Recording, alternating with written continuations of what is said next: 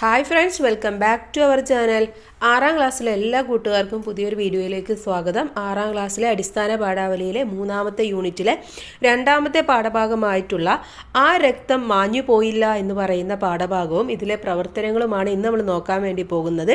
അപ്പോൾ എന്തൊക്കെയാണ് ഈ ഒരു പാഠഭാഗത്തിൽ പറയുന്ന കാര്യങ്ങളെന്നും പ്രവർത്തനങ്ങളും നോക്കാം. ഇതുവരെയുള്ള ബാക്കി എല്ലാ പാഠഭാഗങ്ങളും അപ്ലോഡ് ചെയ്തിട്ടുണ്ട്. മാത്രമല്ല ബാക്കി എല്ലാ സബ്ജക്റ്റുകളും അപ്ലോഡ് ചെയ്തിട്ടുണ്ട്. അപ്പോൾ ആവശ്യമായിട്ടുള്ള കൂട്ടുകാർ പോയിട്ട് കാണാം. ഓക്കെ, നമുക്ക് നേരെ പാഠഭാഗത്തിലേക്ക് കിടക്കാം. എവിടെ നിർഭയമാകുന്നു മാനസം, എവിടെ നിൽക്കുന്നു ശീർഷം, സമുന്നതം. രവീന്ദ്രനാഥ് ടാഗോർ പറഞ്ഞ ഒരു ചെറിയ കോട്ടാണ് അവിടെ കൊടുത്തിട്ടുള്ളത്.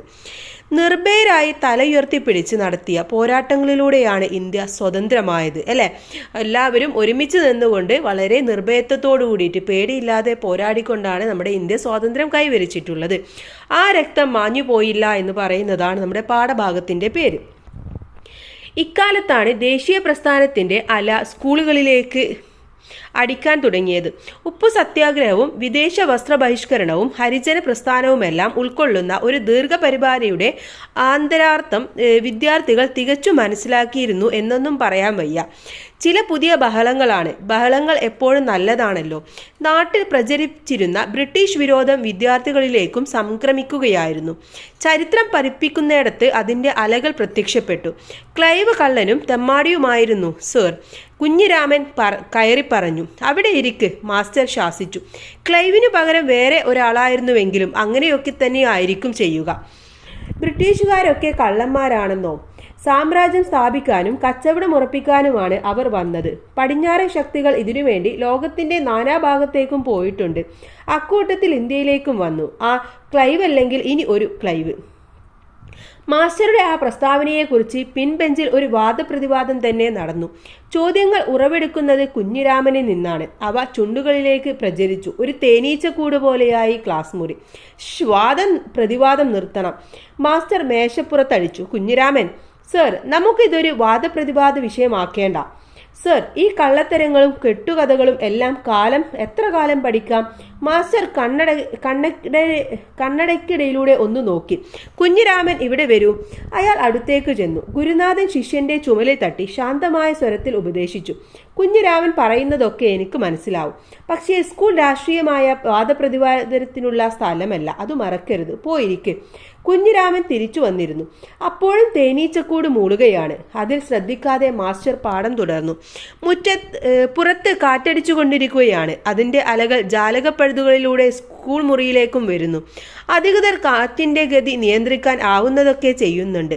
അവ വിദ്യാലയ പരിസരങ്ങളെ സ്പർശിക്കാതിരിക്കാൻ കൂടുതൽ കരുതലുകൾ ഏർപ്പെടുത്തി.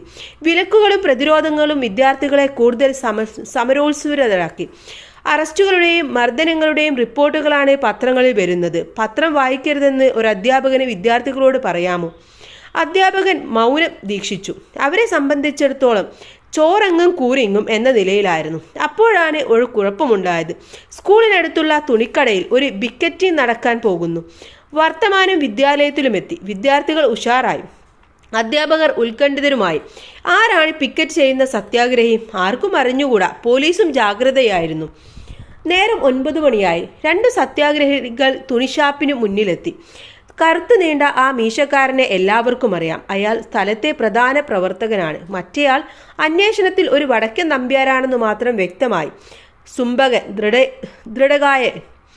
പിക്കറ്റിംഗ് ആരംഭിച്ച് അരമണിക്കൂർ കഴിയേണ്ടി വന്നില്ല. പോലീസ് സ്ഥലത്തെത്തി. 2 പേരെയും അറസ്റ്റ് ചെയ്തു. സ്ഥലത്തെ പ്രവർത്തകനെ ലോക്കപ്പ് കാട്ടാൻ കൊണ്ടുപോയി. വടക്കൻ നമ്പ്യാരെ സ്കൂളിന് കിഴക്കുപുറത്തുള്ള ഒരൊഴിഞ്ഞ പാടത്തേക്കും. വിദ്യാർത്ഥികൾ ദൂരെ നിന്നു നോക്കി. നിന്റെ രാജ്യമൊക്കെ പിടിച്ചു കഴിഞ്ഞടോ, ഇവിടേക്ക് വരാൻ ഇൻസ്പെക്ടർ ചോദിച്ചു. അതിന് നമ്പ്യാർ സമാധാനം പറഞ്ഞില്ല. പറയടാ. ഒരിടി തുടർന്ന് 4 ചവിട്ടു. നമ്പ്യാർ മറിഞ്ഞു വീണു. ബോധരഹിതനായി കിടക്കുന്ന നമ്പ്യാരെ നോക്കി ഇൻസ്പെക്ടർ കിതച്ചു. പിടിക്ക്, രാജ്യം പിടിക്ക്. ബൂട്ട്സ് ഇട്ട കാലുകൊണ്ട് ഇൻസ്പെക്ടർ നമ്പ്യാരെ വരമ്പത്ത് നിന്ന് തോണ്ടിയിട്ടു. ആ യുവാവ് കട്ട പൊട്ടിച്ച കണ്ടത്തിലേക്ക് മുഖം കുത്തി മറിഞ്ഞു. ഭൂമിയിൽ രക്തം ഇറ്റുവീഴുകയായിരുന്നു. ആ രക്തത്തിലൂടെ ഇൻസ്പെക്ടർ നടന്നു. പരിവാരങ്ങളും അവരുടെ ബൂട്ട്സിന്റെ അടിയിലെ ആണികൾ തട്ടി ഭൂമിയിൽ തുളകളുണ്ടായി. പക്ഷെ ആ രക്തം മാഞ്ഞുപോയില്ല. അത് ആവിയായി പോയതുമില്ല. മനുഷ്യാത്മാവ് കടഞ്ഞെടുത്ത തുള്ളികളാണവ. ആയിരം വർഷങ്ങളിലെ മനുഷ്യ തപസ്സിന്റെ തേജസ് അതിൽ ഊറിക്കിടപ്പുണ്ട്. മേൽപോട്ടുയർന്ന മനുഷ്യാത്മാവ് ഭൂമിയിൽ ശക്തിയായി നിക്ഷേപിക്കുന്ന വിത്തുകളാണ് ആ രക്തബിന്ദുക്കൾ. ഭൂമി അവ ഹൃദയത്തിലെടുത്തു മുളപ്പിക്കുന്നു. തുടുത്ത പൂക്കളും കനത്ത ഫലങ്ങളും അവിടെയും വിളയുന്നു.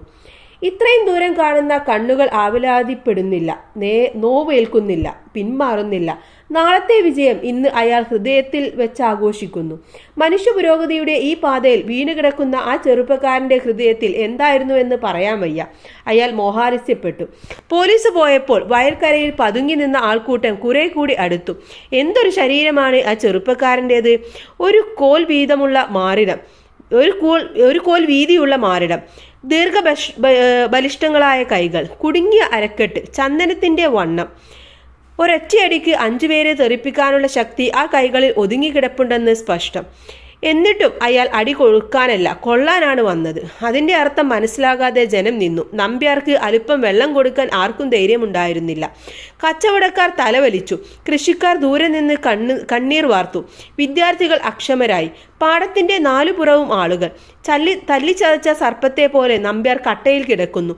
ചൂടുപിടിച്ച സൂര്യകിരണങ്ങൾ ആ മുഖത്ത് വന്ന് തറക്കുകയാണ്. പെട്ടെന്ന് വെള്ളവുമായി ഒരു ചെറുക്കൻ പാടത്തേക്ക് ഇറങ്ങി. ആളുകൾ അത്ഭുതപ്പെട്ടു. അത് കുഞ്ഞിരാമനായിരുന്നു. അയാൾ നമ്പ്യാരുടെ മുഖത്ത് വെള്ളം തെളിച്ചു. ബോധം വന്നപ്പോൾ കുടിക്കാൻ വായിൽ കുറച്ച് ഒഴിച്ചു കൊടുക്കുകയും ചെയ്തു. അത്രയുമായപ്പോൾ മറ്റു വിദ്യാർത്ഥികളും വന്നുകൂടി. എല്ലാവരും കൂടി താങ്ങിയെടുത്ത് തണലത്ത് കൊണ്ടുവന്ന് കിടത്തി ശുശ്രൂഷിച്ചു. ഈ വർത്തമാനം നാട്ടിൽ അത്ഭുതത്തോടെ സംസാരിക്കപ്പെട്ടു. പിറ്റേന്ന് ഇൻസ്പെക്ടർ സ്കൂളിൽ വന്നു. ഹെഡ്മാസ്റ്ററുടെ മുറിയിൽ കുഞ്ഞിരാമൻ വിളിക്കപ്പെട്ടു. നീയും രാജ്യം പിടിക്കാൻ നടക്കുകയാണോ? ഇൻസ്പെക്ടർ കുഞ്ഞിരാമന്റെ നേരെ കയർത്തു ചോദിച്ചു. മനസ്സിലായില്ല കുഞ്ഞിരാമൻ. മനസ്സിലാക്കാൻ എനിക്കറിയാം ഇൻസ്പെക്ടർ. ഞാൻ അയാൾക്ക് വെള്ളം കുടിക്കാൻ കൊടുത്തു. അതൊരു സ്കൗട്ടിന്റെ ചുമതലയാണ്. സുന്ദരികളും സുന്ദരന്മാരും ഉറൂബ് എഴുതിയതാണ്. അപ്പോൾ നമ്മുടെ സ്വാതന്ത്ര്യ സമരകാലത്ത് നടന്ന ഒരു സംഭവമാണ് ഇവിടെ വിവരിക്കുന്നത് അല്ലെ. അന്നുണ്ടായ ഒരു സംഭവം. ആ കുട്ടി വെള്ളം കൊടുത്തതും ആ കുട്ടിയെയും ഒരു സാമൂഹ്യ ദ്രോഹിയായിട്ടാണ് ആളുകൾ കാണുന്നത്. പക്ഷെ അവൻ പറയുന്നത് ഒരു സ്കൗട്ടിന്റെ ചുമതലയാണ് എന്നുള്ള രീതിയിലാണ് അവൻ സംസാരിക്കുന്നത്. ഇത്രയുമാണ് പാഠഭാഗം. ഇനി നമുക്ക് നേരെ ഇതിലെ പ്രവർത്തനങ്ങളിലേക്ക് കടക്കാം. ആദ്യത്തെ പ്രവർത്തനം വായിക്കാൻ പറയാം എന്നുള്ളതാണ്. ചരിത്രം പഠിപ്പിക്കുന്നിടത്ത് അതിൻ്റെ അലകൾ പ്രത്യക്ഷപ്പെട്ടു. എന്തിനെ കുറിച്ചാണ് ഇവിടെ സൂചിപ്പിക്കുന്നത്? എന്തിനെ കുറിച്ചായിരുന്നു? ഇത് ദേശീയ പ്രസ്ഥാനത്തിൻ്റെയും ബ്രിട്ടീഷുകാർക്കെതിരായ പൊതു മാനസികതയുടെയും സ്വാധീനം വിദ്യാലയത്തിലേക്കും വിദ്യാർത്ഥികളിലേക്കും വ്യാപിച്ചു എന്നതിനെ കുറിച്ചാണ്. ആ സന്ദർഭത്തിൽ വിദ്യാർത്ഥികൾ ക്ലാസ് മുറികളിൽ തന്നെ ബ്രിട്ടീഷ് ഭരണത്തിനെതിരായ നിലപാടുകൾ പ്രകടിപ്പിച്ചിരുന്നു. അതാണ് ഇവിടെ നമുക്ക് ഈ ഒരു പാഠഭാഗത്തിൽ കാണാൻ കഴിയുന്ന സന്ദർഭം. ഇനി രണ്ടാമത്തെ ചോദ്യം, ക്ലൈവിനെ കുറിച്ച് കുഞ്ഞിരാമന്റെ അഭിപ്രായവും അതിന് മാസ്റ്റർ നൽകിയ മറുപടിയും എന്തായിരുന്നു? എന്താ കുഞ്ഞിരാമൻ പറഞ്ഞത്? കുഞ്ഞിരാമൻ ക്ലൈവ് കള്ളനും തെമ്മാടിയുമാണെന്ന് ഉച്ചത്തിൽ പറയുന്നു. അതിനുള്ള മറുപടിയായി മാസ്റ്റർ പറയുന്നു, ക്ലൈവിന് പകരം മറ്റാരെങ്കിലും ഇരുന്നാലും അങ്ങനെയായിരിക്കും ചെയ്യുക എന്നിങ്ങനെ ചരിത്രത്തെ വ്യക്തിപരമായി അളക്കരുതെന്ന് ചൂണ്ടിക്കാട്ടുന്നു. അല്ലെ, ക്ലൈവ് അല്ല ആരാണെങ്കിലും അങ്ങനെ തന്നെയായിരിക്കും സംഭവിക്കുക എന്ന് പറയുന്നത് ഒരു യാഥാർത്ഥ്യമാണ് അല്ലെ. അപ്പൊ അതാണ് ഇവിടെ പറയുന്നത്. ക്ലൈവും കുഞ്ഞിരാമന്റെ അഭിപ്രായം തമ്മിൽ മാസ്റ്റർ നൽകിയ മറുപടി ഇതായിരുന്നു. മൂന്നാമത്തേത്, അപ്പോഴും തേനീച്ചക്കൂട് മൂളുകയാണ്. ഇവിടെ എന്തിനെയാണ് തേനീച്ചക്കൂടിൻ്റെ മൂളലായി പറഞ്ഞിരിക്കുന്നത്? എന്തിനെയായിരുന്നു? ഇത് ക്ലാസ് മുറിയിലെ കുട്ടികളിൽ ഉടലെടുത്ത ചർച്ചയുടെ ആവേശം, ചലനം എന്നിവയെ സൂചിപ്പിക്കുന്നു. വിദ്യാർത്ഥികളിലെ അടങ്ങാത്ത ഉണർവുമാണ് തേനീച്ചക്കൂട് മൂളുന്നു എന്ന രൂപകത്തിൽ വരുന്നത്. നാലാമത്തേത്, പത്രം വായിക്കരുതെന്ന് ഒരു അധ്യാപകന് വിദ്യാർത്ഥികളോട് പറയാമോ? എന്തൊക്കെയായിരുന്നു പത്രവാർത്തകളും അവ വായിച്ചാലുള്ള അപകടവും? എന്തൊക്കെയായിരുന്നു? പത്രം വായിച്ചാൽ എന്താണ് കുഴപ്പം? പത്രങ്ങളിൽ പോലീസ് മർദ്ദനങ്ങളുടെയും അറസ്റ്റുകളുടെയും വാർത്തകൾ വന്നിരുന്നു. വിദ്യാർത്ഥികൾ സത്യാഗ്രഹങ്ങൾ തുടങ്ങിയ രാഷ്ട്രീയ സംഭവങ്ങളോടെ കൂടുതൽ സമീപിക്കാമാകുന്ന സാഹചര്യങ്ങളുണ്ടാകും. അതിനാൽ അധികൃതർ ആ സ്വാധീനം സ്കൂളുകളിൽ എത്താതിരിക്കാൻ ശ്രമിച്ചു. അപ്പോൾ കുട്ടികൾ ആ ഒരു സത്യാഗ്രഹം അല്ലെങ്കിൽ ആ ഒരു ഇതിനൊന്നും പോവാതിരിക്കാൻ വേണ്ടിയിട്ടാണ് കുട്ടികളിൽ അത്തരം പത്രം വായിക്കേണ്ട അല്ലെങ്കിൽ അങ്ങനെ പറയാൻ പറ്റുമോ എന്നുള്ള ചിന്തകളൊക്കെ അധ്യാപകർക്കും ഉണ്ടായത്. അല്ലെങ്കിൽ അതാണ് അതിൻ്റെ അപകടം എന്ന് പറയുന്നത്. അടുത്തത്, പിടിക്ക് രാജ്യം പിടിക്ക്. ഇൻസ്പെക്ടറുടെ ഈ പരിഹാസത്തിന്റെ സന്ദർഭം എന്താണ് എന്നാണ് ചോദിച്ചിട്ടുള്ളത്. എന്തായിരുന്നു? വടക്കൻ നമ്പ്യാർ എന്ന സത്യാഗ്രഹിയെ ക്രൂരമായി മർദ്ദിച്ചപ്പോൾ ഇൻസ്പെക്ടർ തല്ലിക്കൊണ്ടിരിക്കെ അവഹേളമായി ഈ വാക്കുകൾ പറയുന്നു. രാജ്യത്തിനു വേണ്ടി പോരാടുന്നവരെ വഞ്ചനാഭാവത്തോടെ അപഹാസ്യമായി അഭിസംബോധന ചെയ്യുകയാണ് ഇവിടെ ചെയ്യുന്നത്.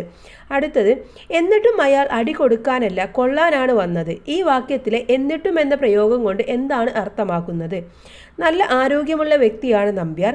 ഒറ്റയടിക്ക് 5 പേരെ തെറിപ്പിക്കാൻ കഴിയുന്ന ആൾ.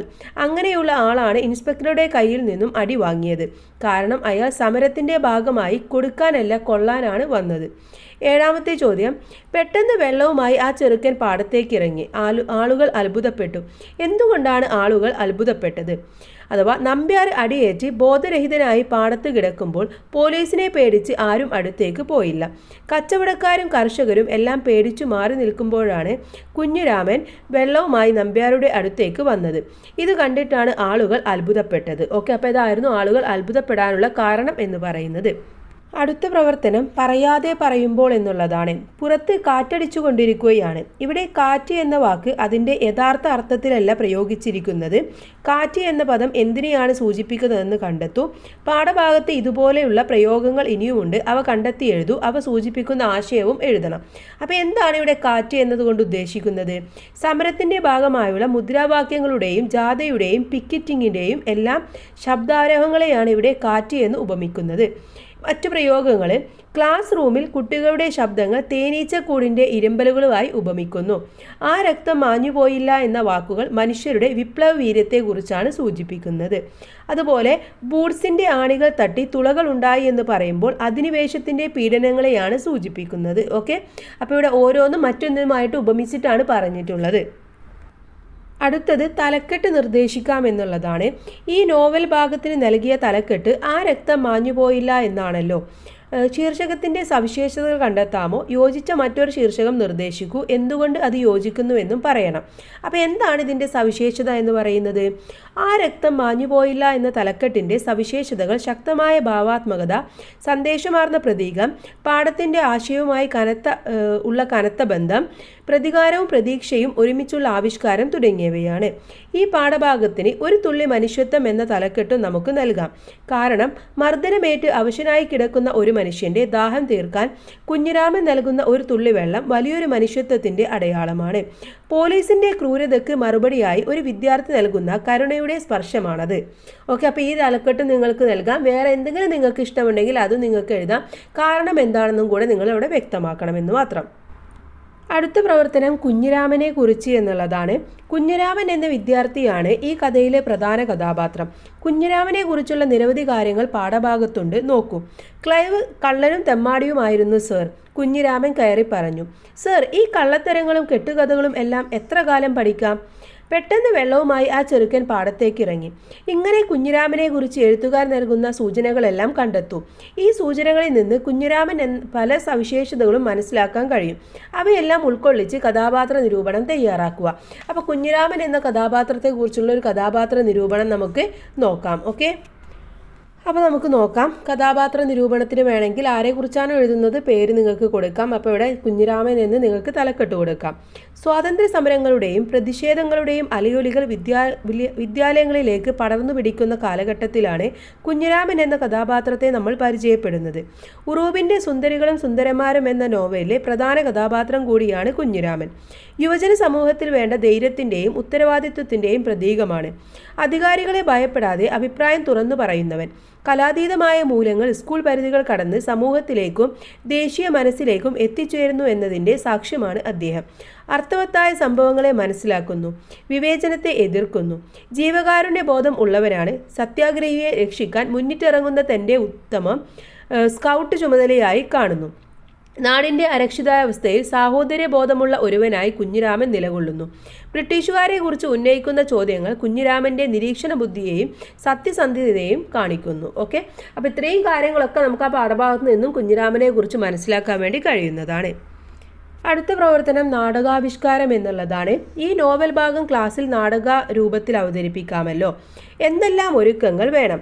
കഥയെ വ്യത്യസ്ത രംഗങ്ങളാക്കണം. കൂടുതൽ സംഭാഷണങ്ങളാവാം. ചില കഥാപാത്രങ്ങളെയും ആവശ്യമെങ്കിൽ ഉൾപ്പെടുത്താം. പ്രധാന അഭിനേതാക്കളെ കണ്ടെത്തണം. ഈ നോവൽ ഭാഗത്ത് സ്ത്രീ കഥാപാത്രങ്ങളില്ല. നമുക്ക് ചിലരെ ഉൾപ്പെടുത്തി കൂടെ.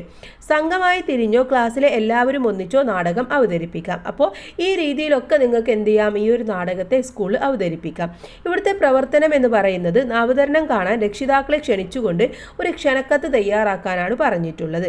അപ്പോൾ നമുക്ക് എന്ത് ചെയ്യാം? ആ ഒരു ക്ഷണക്കത്ത് എഴുതി നോക്കാം. ബാക്കിയൊക്കെ നിങ്ങൾ ക്ലാസ്സിൽ ഗ്രൂപ്പായി തിരിഞ്ഞ് ചെയ്യേണ്ടതാണ്. അപ്പോൾ വലുതാക്കിയിട്ട് ഹെഡിങ് കൊടുക്കുക, നാടകാവതരണം എന്ന് കൊടുക്കുക. നാടകത്തിൻ്റെ പേര് ആ രക്തം മാഞ്ഞു പോയില്ല എന്നതും വലുതാക്കിയിട്ട് കൊടുക്കുക. പ്രിയ രക്ഷിതാക്കളെ, നമ്മുടെ വിദ്യാലയത്തിലെ 6ാം ക്ലാസ്സിലെ കുട്ടികൾ മലയാളം പാഠപുസ്തകത്തിലെ ആ രക്തം മാഞ്ഞു പോയില്ല എന്ന കഥയെ അടിസ്ഥാനമാക്കി ഒരു നാടകാവിഷ്കാരം തയ്യാറാക്കിയിരിക്കുന്നു. 2026 ഫെബ്രുവരി 29 ഉച്ചയ്ക്ക് 3 മണിക്ക് ശേഷം സ്കൂൾ ഹാളിൽ വെച്ച് നാടകത്തിൻ്റെ അരങ്ങേറ്റം നടക്കുന്നു. എല്ലാവരെയും നാടകം കാണാൻ സ്നേഹപൂർവ്വം ക്ഷണിക്കുന്നു എന്ന് head mistress, government UP school, Kallur. Okay, അപ്പോൾ നിങ്ങളുടെ സ്കൂളിൻ്റെ പേര് കൊടുത്തിട്ട് ഇതേ രീതിയിൽ നിങ്ങളൊന്ന് എഴുതുക. മാത്രമല്ല ഇതൊരു ബോക്സിൻ്റെ ഉള്ളിലാക്കിയിട്ട് എഴുതുന്നതായിരിക്കും ഒന്നും കൂടെ നല്ലത്. ഓക്കെ, ഇനി അടുത്ത പ്രവർത്തനം ഭാഷയുടെ ഭംഗിയും കരുത്തും എന്നുള്ളതാണ്. അവരുടെ ബൂട്ട്സിൻ്റെ അടിയിൽ ആണികൾ തട്ടി ഡാഷ് അയാൾ മോഹാലസ്യപ്പെട്ടിരുന്നു. പാഠഭാഗത്തിലെ ഈ ഖണ്ഡിക ഒന്നും കൂടി വായിക്കുക. ഇൻസ്പെക്ടറുടെ ചവിട്ടേറ്റ് ചോരയൊഴുക്കി ബോധരഹിതനായി കിടക്കുന്ന വടക്കൻ നമ്പ്യാരെക്കുറിച്ചാണ് ഉറൂബ് ഈ ഖണ്ഡികയിൽ സൂചിപ്പിക്കുന്നത്. എന്നാൽ ഈ വിവരണത്തിലൂടെ ചൂഷണത്തിനും മർദ്ദനങ്ങളും എതിരായി ലോകത്ത് നടന്ന സമരങ്ങളുടെ വലിയൊരു ചിത്രം തെളിഞ്ഞു വരുന്നുണ്ട്. ഇതിൽ നിന്നും മനസ്സിലാക്കാവുന്ന കാര്യങ്ങളെക്കുറിച്ച് ക്ലാസ്സിൽ ചർച്ച നടത്തൂ. തായാട്ടിൻ്റെ നാം ചങ്ങല പൊട്ടിച്ച കഥ എന്ന പുസ്തകത്തിൽ ഇതുപോലുള്ള സമര ചരിത്രങ്ങളുണ്ട്. അവ വായിച്ച് വായനാനുഭവം ക്ലാസ്സിൽ പങ്കുവെക്കും. അപ്പോൾ എന്ത് ചെയ്യുക, നമുക്ക് ഈ ഒരു മുകളിലെ പറഞ്ഞ ആ ഒരു ഖണ്ഡിക ഒന്നും കൂടെ വായിച്ചിട്ട് എന്താണ് ഇതിൽ രണ്ടിലും പറയുന്നത് എന്നുള്ളത് നമുക്കൊന്ന് എഴുതി നോക്കാം. നാം ചങ്ങല പൊട്ടിച്ച കഥ എന്നത് തായാട്ട് എഴുതിയ ഒരു മലയാള ബാലസാഹിത്യ കൃതിയാണ്. സ്വാതന്ത്ര്യം, ബന്ധനങ്ങളിലെ വിമോചനം, സാഹസികത എന്നിവയെക്കുറിച്ചുള്ള ആഴത്തിലുള്ള ചിന്തകൾ നൽകുന്ന ഈ പുസ്തകം കുട്ടികൾക്കും മുതിർന്നവർക്കും ഒരുപോലെ ആസ്വദിക്കാൻ കഴിയുന്ന തരത്തിൽ വൈകാരികവും വിജ്ഞാനപ്രദവുമായ ഒരു വായനയാണ് നൽകുന്നത്. ചങ്ങലക്കെട്ടുകൾ ബന്ധിക്കപ്പെട്ടിരുന്ന ഭാരതത്തിൻ്റെ വിമോചനത്തിനു വേണ്ടി ആത്മാവധി ചെയ്ത നിരവധി സ്വാതന്ത്ര്യ സമര ഭടങ്ങളുടെ ആവേശോജ്വലമായ ചരിത്രം അടങ്ങുന്ന കഥയാണിത്. നമ്മുടെ രാജ്യത്തിൻ്റെ ചരിത്രത്തിലെ ഉദാത്തമായ പല മുഹൂർത്തങ്ങളെപ്പറ്റിയും മൂർത്തമായ ധാരണ ഉണ്ടാക്കാൻ ഈ ഗ്രന്ഥത്തിനു കഴിയും. ഇന്ത്യയെ സ്നേഹിക്കാനും സമൂഹത്തിൽ സ്വാതന്ത്ര്യവും സമത്വവും പുലർത്താനും സമൃദ്ധിക്കും സമാധാനത്തിനും വേണ്ടി കുട്ടികളെ പ്രാപ്തരാക്കാനും ഈ കൃതിക്ക് കഴിയും. ഓക്കെ, അപ്പോൾ ഈ കൃതി എന്ന് പറയുന്നത് ഇതൊക്കെ പറയുന്നതാണ് എന്ന് പറഞ്ഞുകൊണ്ട് നമുക്ക് എഴുതാൻ വേണ്ടി പറ്റും. ഓക്കെ, അപ്പോൾ നിങ്ങൾ ഇതൊന്ന് വായിച്ചു നോക്കുന്നത് നന്നായിരിക്കും. ഇത്രയുമാണ് ഈ ഒരു പാഠഭാഗവും ഇതിലെ പ്രവർത്തനങ്ങൾ എന്ന് പറയുന്നത്. അടുത്ത പാഠഭാഗവുമായിട്ട് നമുക്ക് അടുത്ത വീഡിയോയിൽ കാണാം. എല്ലാ കൂട്ടുകാർക്കും താങ്ക്സ് ഫോർ വാച്ചിങ്.